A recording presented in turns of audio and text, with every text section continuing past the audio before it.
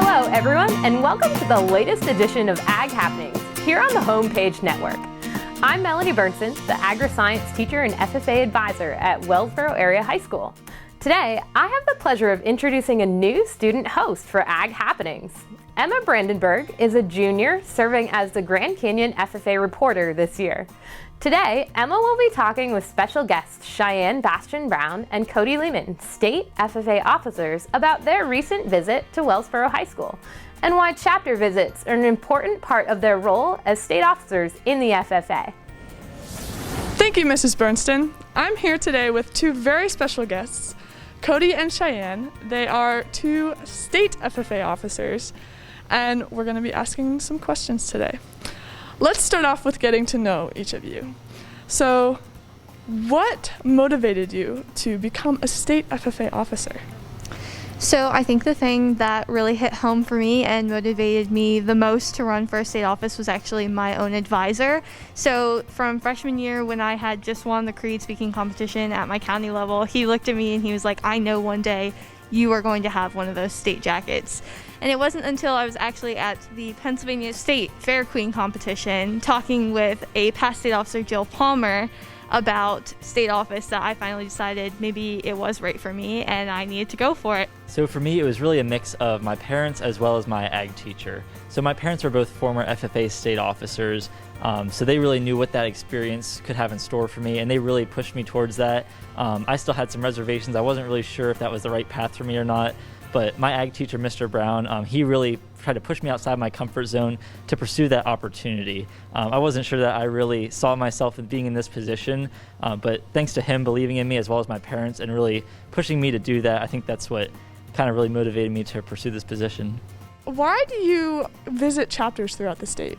So we mainly visit chapters throughout the state of Pennsylvania to go ahead and actually interact with members. It's sort of like the way that I look at it, and Cody and I have discussed before, is it's like a small personal conference. So we can go in and teach them a little bit about leadership, maybe some personal development, a little bit about career success, and they get all of the elements that they typically would at a conference, but more on a personal level. So they're getting to know us a lot more, and we're getting to know them a lot more. Cody, why is it important to support local agriculture in the midst of this pandemic? Well, local agriculture is definitely extremely important. I think this pandemic has really opened people's eyes to how important local agriculture is. In general, in the United States, we're very fortunate. We have one of the lowest portions of our income spent on food on average in the world, with only 11% of the average family's income going towards food.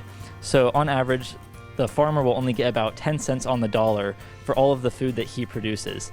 When we support local agriculture, all of our money is going directly to that farmer and helping to support them so that they can continue to provide us with that healthy, nutritious food that's coming from a local source right in our own neighborhood.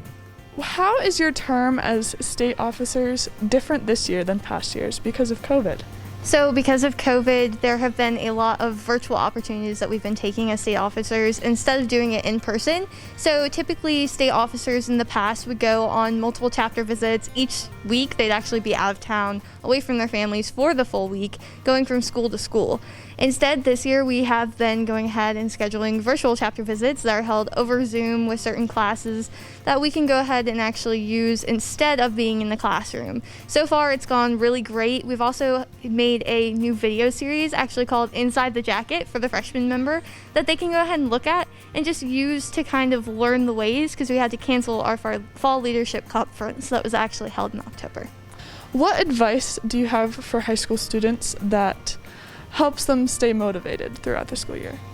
So one thing that I would have to say, being someone that graduated in the midst of a pandemic, one thing that can keep you motivated is just make sure that you stay in touch with people. Being connected during this tough time is really going to help you through everything that you need to deal with. And it's just a way to make sure that you're expanding your horizons a little bit and kind of getting to know new people as well. And Cody, what are FFA chapters to do in all these regulations? How are we supposed to stay active? So that's definitely a challenge that I think a lot of chapters are facing this year. So many events that we've been looking forward to have been canceled. A lot of those opportunities that members get excited about can't be in person and have to be moved virtually. So we do have some virtual opportunities. We had the chapter officer leadership training, which was a Zoom event held virtually for chapter officers in place of the fall leadership conference that unfortunately we couldn't have in person. Additionally, the national convention is coming up at the end of October, and this year it's a little bit unique. All of the convention sessions are going to be held virtually, and they will be open to anybody, not just FFA members, but anybody who wants to sign up free of charge to see those convention sessions. Thank you so much, both of you, for joining us today on Ag Happenings. Back to you, Mrs. B. Thank you, Emma. Great job. We look forward to our next time together on Ag Happenings as we continue to share with you current events that impact our agricultural community and ag issues that will affect our local businesses and local citizens. Have a great day. I'm Melanie Berndtson.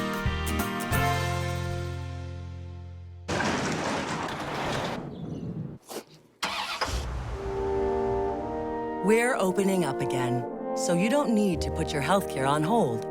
We're open to see you for in-person appointments. Open with extensive precautions for patient and staff safety. And open with rigorous cleaning and disinfecting at all locations, from emergency departments to primary care offices. We're open and can see you now. UPMC, life-changing medicine.